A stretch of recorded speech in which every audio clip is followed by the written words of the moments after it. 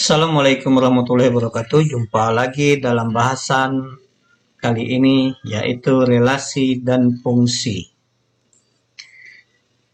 Pengertian relasi adalah aturan yang menghubungkan anggota himpunan A dengan himpunan B. Cara menyatakan relasi, pertama dengan diagram panah, yang kedua dengan himpunan pasangan berurutan, dan yang ketiga dengan diagram kartesius. Dan bagaimana relasi ini dimanfaatkan dalam kehidupan sehari-hari, kita ambil contoh sebagai berikut. Ini ada beberapa orang anak yang belanja pada sebuah warung kuliner. Jadi ada dua himpunan yang bisa kita buat, yaitu himpunan anak-anaknya dan himpunan makanan atau minuman. Jadi himpunan anak-anak kita namakan himpunan A, ada 5 orang anak anggotanya. Himpunan B itu adalah himpunan yang beranggotakan makanan dan minuman. Nah, kasus ini akan kita nyatakan dalam ketiga cara sebelumnya tadi. Yang pertama diagram panah. Jadi pertama kita siapkan himpunan A yang anggotanya kita tuliskan. Lalu himpunan B sebagai pasangannya. Kita akan menghubungkan anggota himpunan A dengan anggota himpunan B karena tadi kejadiannya mereka memesan, maka fungsinya adalah memesan. Jadi kita menghubungkan apa yang dipesan oleh Adi, Beni, Cantika, Didi, dan Emma. Jadi Adi tadi memesan bakso dan es jeruk. Beni, mie ayam, dan es teh. Cantika, batagor, dan air putih. Didi, bakso dan air putih. Emma, mie ayam, dan air putih. Jadi, kenapa dinamakan diagram panah? Karena menghubungkannya dengan panah. Selanjutnya, kita gunakan pasangan berurutan. Jadi, himpunan anaknya tadi, himpunan A, Adi, Beni, Cantika, Didi, dan Emma. Himpunan B adalah himpunan makanan dan minumannya. Dan relasinya adalah memesan. Dari himpunan A ke himpunan B adalah memesan. Maka himpunan pasangan berurutan yang bisa kita buat sesuai dengan kejadian tadi.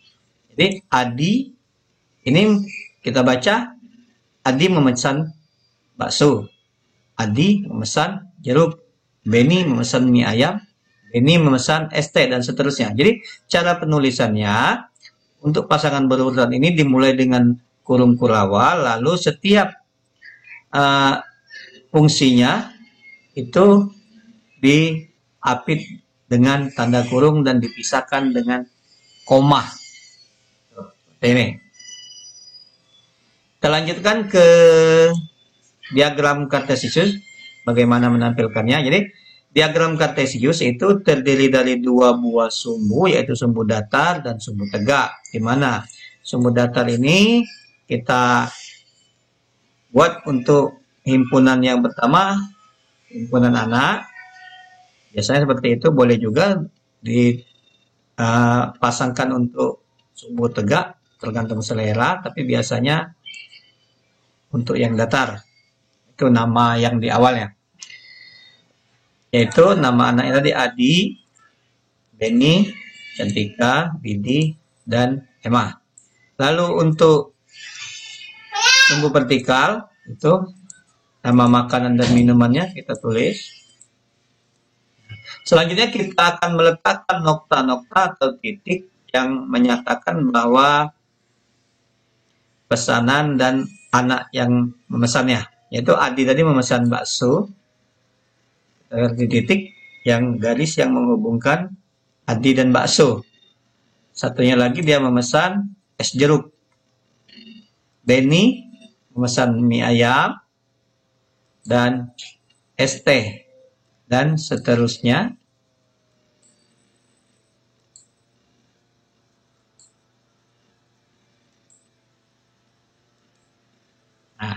Jadi semua noktanya sudah dipasang, jadi begitulah tampilan diagram kartesiusnya.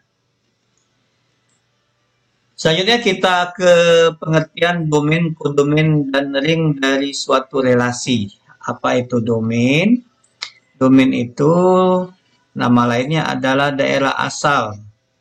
Kodomain itu sering disebut juga daerah kawan. Dan ring itu adalah daerah hasil. Kita lihat contoh berikut supaya lebih jelas. Seperti di diagram panah yang sudah kita tampilkan sebelumnya. Nah, di sini akan ada dua buah himpunan, yaitu himpunan sebelah kiri, himpunan nama anak, dan di sebelah kanan himpunan nama makanan dan minumannya. Nah, himpunan A ini kita sebut domain atau daerah asal, yang mana anggotanya adalah Adi, Beni, Cantika, Didi, dan Emma. Nah, sedangkan daerah kawan itu adalah himpunan B. Jadi semua anggota pada daerah kawan atau pada himpunan B kita sebut anggota himpunan kawannya. Itu bakso, mie ayam, batagor, siomay, es teh, es jeruk, dan air putih. Lalu yang mana ring? Ring kita lihat pada himpunan B atau daerah kodomain. Ring itu atau daerah hasil adalah anggota yang hanya mempunyai pasangan. Jadi yang tidak ada pasangan itu bukan ringnya. Jadi ringnya adalah bakso, mie ayam, batagor, es teh, es jeruk, dan air putih. Jadi siomaynya tidak masuk di sini. Contoh kedua, bagaimana jika soalnya itu dalam bentuk pasangan berurutan. Nah, kita akan menentukan domain, kodomain, dan ringnya. Nah, pada soal ini relasinya adalah dari P ke Q. Sedangkan himpunan P itu anggotanya adalah 1, 2, 3, dan 5. Himpunan Q adalah 2, 3, 4, 8, dan 10. Dan pasangan himpunan pasangan berurutannya adalah 1, 2, 2, 4, 3, 6, 5, 10.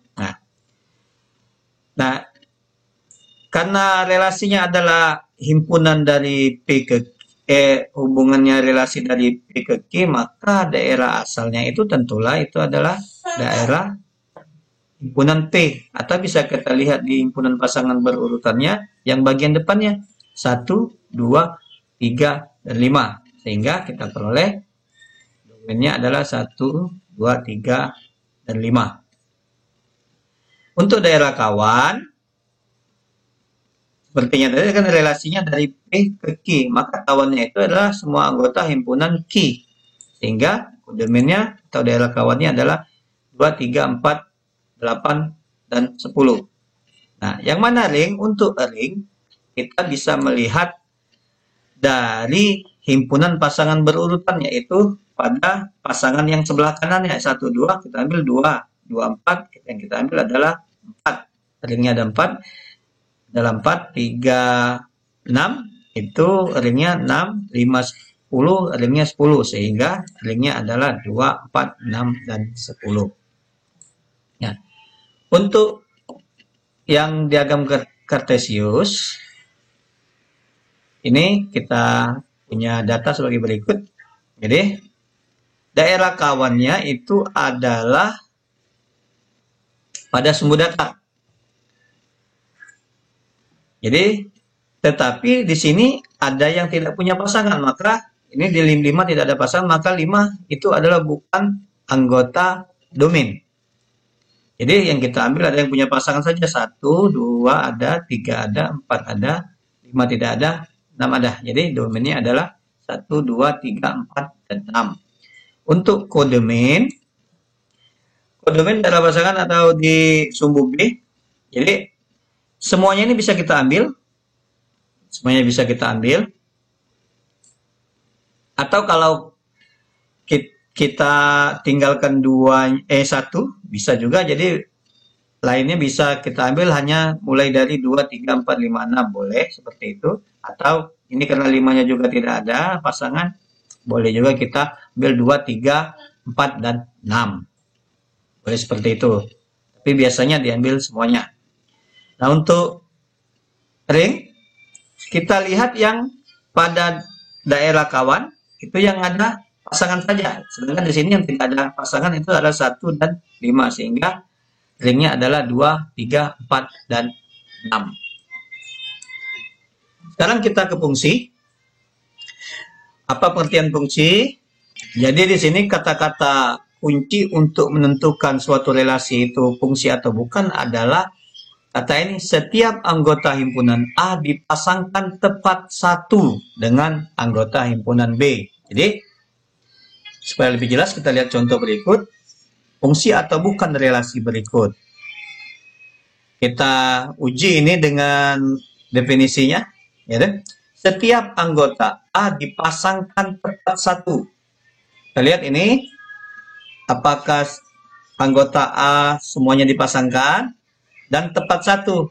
Nah, jadi anggota A ini tidak ada yang dipasangkan lebih dari 1 kali ke B. Maka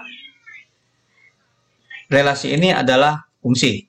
Contoh kedua, kita lihat yang di daerah asal, setiap anggota A dipasangkan, tetapi di sini 2 ini dipasangkan 2 kali ke anggota B. Jadi tidak tepat satu ini. Maka relasi ini bukan fungsi. Contoh berikutnya, anggota A dipasangkan tepat satu. Awas jangan terjebak di sini.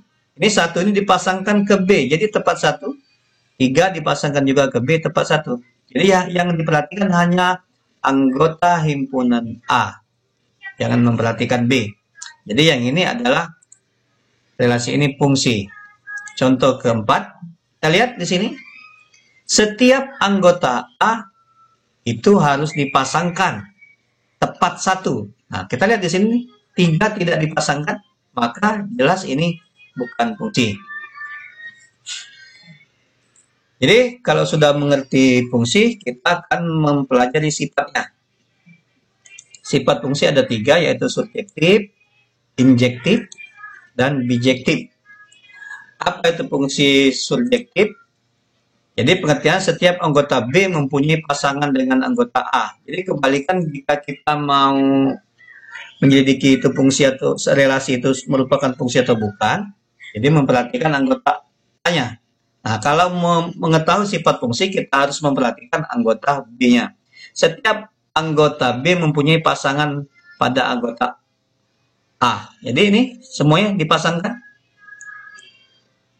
Walaupun ini lebih dari 1 pasangannya, maka ini adalah fungsi surjektif. Sama ini, setiap anggota B dipasangkan. Terus contohnya surjektif.